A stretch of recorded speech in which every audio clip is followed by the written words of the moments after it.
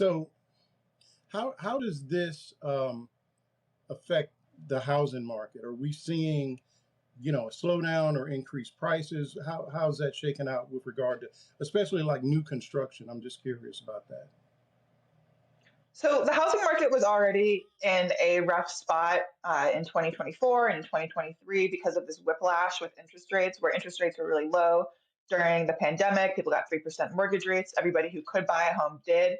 And then after that kind of like sugar rush, nobody really wanted to buy a home anymore once interest rates went above 5% and are now close to 6.8, around 6.8% for a 30-year fixed rate mortgage. So it very quickly got much more expensive to buy a home, and that really cooled down demand, but it also cooled down the supply of homes because homeowners who had 3% rates didn't want to sell and buy again because it would mean giving up that really cheap mortgage rate. So the housing market basically went into hibernation. We had record low sales in 2023 and 2024, and we thought that this was going to be the year that we finally started to see an improvement. We were originally forecasting a 10% increase in sales, but now we think sales will actually be flat or even negative for the year because interest rates are remaining so high. And the reason that interest rates are remaining so high goes back to the tariffs. The Federal Reserve is keeping their federal funds rate high because they are vigilant on the inflation that could potentially come from tariffs.